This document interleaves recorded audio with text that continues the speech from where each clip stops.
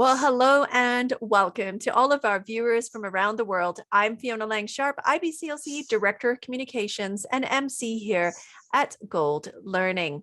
Well, today we are talking all about our Gold Lactation Online Conference 2022, which is just around the corner. And I'm delighted to say that we have Lorianne Muldoon with us here today, who's going to be talking about grief and loss. And we will get into that topic in just a moment. This is a really important topic for all healthcare professionals, I feel, Lorianne. And I know that we're going to be talking about breast and chest feeding with that as well. But first of all, I would love for you to introduce yourself and perhaps tell us a little bit about yourself and where you are. Hi, my name's Lorianne Muldoon. I'm a registered social worker and I am from Ottawa, Ontario, Canada. I work here. I've lived most of my life here and I work as a social worker who's in private practice. Oh, that's fantastic. Now, and I know you worked across the border as well in the US at some point. Is that where you originated from, or was it what's going on? I want to know now. Yeah, so I started my career as an RN, actually, a registered nurse. Wow. And when I graduated, I was hell-bent on going south of the border to the United States to Mm. be a travel nurse. Oh, So I worked there fantastic. for a couple years in Arizona, in Oh, Phoenix, nice. Arizona, and Scottsdale, Arizona. Yeah. So yeah, that was sort of my time spent working in acute care Oh, in the great. US. Yeah, Mhm. that's amazing. It just struck me as very interesting. I've also worked and lived in the US as well and currently reside in Canada. But, those experiences, they lend to who we are today, and it's a privilege, right? To be able to have Mhm. had those experiences as well. Well, I'm really keen to know a little bit more about. I saw that you actually are the founder of the Ottawa Integrative Mental Health Collective as well. Can you tell me a little bit about that? Is that focused on birthing women, families, or is it just a broad spectrum? Yeah, so I brought together the Ottawa Integrative Mental Health Collective in 2017. So it's a group of like-minded practitioners who work in the physical realm, spiritual realm, psychological and emotional realms, who all really have an interest in whole body mental health. So it's Mm. really breaking out of the mold of traditional mental health to be able to really kind of marry together the best of conventional Western medicine, but also some complementary therapies that are really effective and also trying to optimize mental health for individuals. So it's more broad mental Hmm. health, although I do work a lot in perinatal mental health. So I can apply that often with clients that I'm working with who are in that sort of family spectrum, whether they're thinking about pregnancy or they are pregnant or they're newly postpartum or beyond. Mm. Oh, I love that so much. So many things you said there just struck me as very relatable to me and this conference actually, because this conference has a very strong focus on collaborative care, which is something obviously that you elected to put together, and we're keen to see professionals come and work together. And just the aspect of mental health and different types of treatment. I think, Lorianne, this is something that I feel that there's still a lot of fear in mental health as it is. And so interestingly, just something, I mean, I know our audience, I always tell folks about my personal life, but I was talking to friends yesterday and talking very openly about counseling and how I've seen a therapist and how much I appreciate that, that this is a normative in my life and our family. And three of them all said, really? We've never gone from counseling before. And I just thought it was very interesting. I mean, I didn't say anything, but I just thought, it's an interesting conversation that I'll be able to, have with these friends. And, again, if they find a need or want to know more. So, because I think sometimes there's still this amount of fear and people shy away from talking about it. Mm, So I feel today I'm in a better place because of folks like yourself mm. who can look at, you know, mental health in different ways, whether it be in the perinatal period or later on in life. So yeah, is this something that you still hear, you know, through your networking and that type of thing? About the About stigma of mental, yeah, mental, about the yeah. stigma of mental health and getting counseling.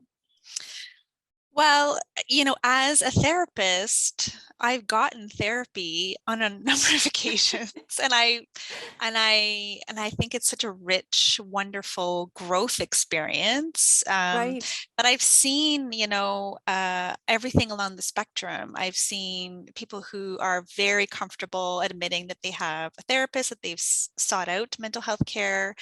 And interestingly enough, one time I actually was requesting it from a physician myself, and they were shocked. They were shocked that I sort of got the impression that there was like a discomfort there, right, that I would need mental health services, but I was going through a really difficult time. And so right. I try to, as much as I can as well, just sort of be honest Yeah, with folks about the yeah. need that sometimes, sometimes I often talk with clients about, there's wonderful supports that family can offer, and that's Mm-hmm. one type of support. And then, Mm-hmm. a mental health professional offers a very different kind of support. It's very much an opportunity to meet with somebody who's objective, somebody who's trained in Mm, this field, love somebody that. who can really offer some education and some understanding. I think understanding is a big piece. And, Sure. and I think sometimes breaking down some of those stigmas or misconceptions, clarifying some things can offer some relief and provide some comfort for those who are trying to access mental health services. Mhm. Yeah, absolutely. Yeah, I'm enjoying seeing it open up more always, but I think that, you know, if we're looking at different, you know, integrative types of mental health and bringing different professionals together, it just, you know, we're just expanding all the time, which I'm delighted to see. So that's awesome. So thanks for all that great work that you're doing, and I'm gonna continue to just be as transparent as possible. It's how I feel comfortable, you know, living my life. Okay, Hmm. let's get into the topic because this is a little bit of a, you know, we're going to talk more in the perinatal field, but let me just read the title again so folks know what you're going to be sharing on. Supporting parents through grief after the loss of breast or chest feeding relationship. Hmm. So yeah, and we touched on it a little bit when we were working together today. And of course, I've had a little insight into what you're going to be sharing, which of course, I just thought, oh my gosh, this is just so relatable to so many folks. But can you tell me just a couple of the things that we can sort of get prepared for coming into this presentation? You know, perhaps some of the things that we've experienced as professionals. What can we get ready for? Um, I'm really excited to be presenting to this group, Right. because I think there's I know I'm so appreciative and so grateful of perinatal practitioners who Mm, really do such a fabulous job at trying to support and help parents to breastfeed or chest feed. And I think sometimes when it doesn't work out, or it doesn't work out in the way that a parent hopes, it can be really discouraging. Like obviously devastating and upsetting and frustrating sure. for the parent, but also for the professional. Mm, And I think sometimes it's hard to really know what to say, hard to mm, know how to react, how to frame it. And so I'm hoping to demystify it a little bit, right.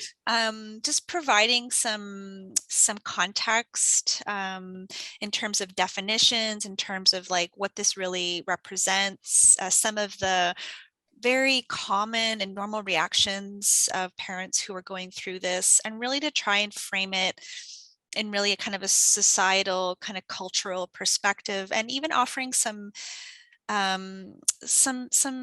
avenues of like what you could do and what might be supportive and helpful to parents who are experiencing a breastfeeding or chest feeding loss. Yeah, I love how you touch on both, not just the family's perspective, the parents or the parent that might have been, breast or chest feeding, but from the from the professional side as well, because I've certainly been there. And I've been at a loss of words. Honestly, I have. And I, some of it lack of experience, but a lot of it lack of knowledge. I don't work in that field every day, so sometimes it catches me off guard, and because it's not something that we're used to. But I will say that a lot of lactation professionals, we go into crisis situations as well, so we're also breaking down a lot of barriers and sometimes hurts and things, and demystifying parenthood as a whole sometimes, that they've been set up to sort of almost fail in that respect. So there's a lot to consider, I think, in that whole process. And I saw, Lorianne, that when you this is in Lorianne's profile in her bio, but it states here about you sort of getting reignited into perinatal mental health when you went through your own personal experiences. And so where did it sort of begin and end, a bit of a journey for you as well, as you were sort of going through the process? Yeah, well, I worked in public health Okay. a long time ago, before people really understood and knew what public health was. Right. And I was more of a generalist, so I did work in various programs, but one of those programs was to teach, prenatal classes. It was to support parents in the very early stages of their postpartum period. Helping with breastfeeding, chest feeding, and all of that. And so didn't have a child at that point. So that's a Right. very kind of professional experience. Yeah. And then I had all of these really well-intentioned expectations of my own when Yeah. I found out I was pregnant, and totally didn't have a postpartum experience that I expected at all. I mean, it Right. was like at all, Mm. really. And so I experienced this loss myself. It's Mm. one of the reasons that really brought me into counseling on one occasion. It was really, really hard. It was really, Mm. really devastating. I really felt like I was the only one. Right. Um, and so it was a very difficult time, and yet, I look back on that time, and it was a very rich experience. I learned a Mm. lot about myself. I learned a lot about my partner. I learned a lot about my child. And so I was able to start, after I obviously did my own work, Yeah. was able to, start a support group in my community to help parents who were coping with this Mm. type of loss. And since then have done other presentations, and I find everywhere I go, Yeah. people it can really relate. Oh, I know someone, that happened to me. I didn't know this Yes. was a thing. Even just hearing the words breastfeeding or chest feeding loss can be so validating Mm-hmm. for parents, Mm-hmm. because so many parents either weren't able to for whatever reason, or they just didn't have an experience that really, um, it was usually a mixture of chest feeding and pumping or something like that, and it wasn't what they imagined, and there's a lot Mm-hmm. of loss around that. And so Yeah. it's just really nice to kind of bring it to light and to start up conversations and to get to know people's stories. Well, thank you. I mean, thank you for taking the time to, I mean, you went through a journey, and you still became very passionate about, carrying the message forward. And I know that that's something that I'm always talking about here. That's what we find a lot of folks that come here, have had some of that experience. So they're just so passionate about sharing it with others. So appreciate that for sure. So thank you. Well, I'm looking forward to this topic immensely, I have to say, because I do feel that, it's an underserved area, to be honest. So supporting Mhm. parents through grief after the loss of breast chest feeding relationship. There's just got to be it's a huge avenue here of differences, I feel. And so I'm definitely looking forward to working through some of those things with you and hearing what you have to say so that I can be thoughtful, the next time that this perhaps happens, and, and move forward with families that are in my care. So thank you again for joining me here today, Lorianne. It's been great having you. It's been a pleasure. Thank you for having me. Thank you. And thank you to all of our viewers. Once again, I hope you've enjoyed our little sit down here with Lorianne Muldoon, talking about this topic and learning a little bit more about her. Please do come and join us at goldlactation.com. Everything is up on the website right now, so you can check out all of the profiles, including Lorianne's, the time of the presentation. If you're coming to join us live, of course, we'd love to see you.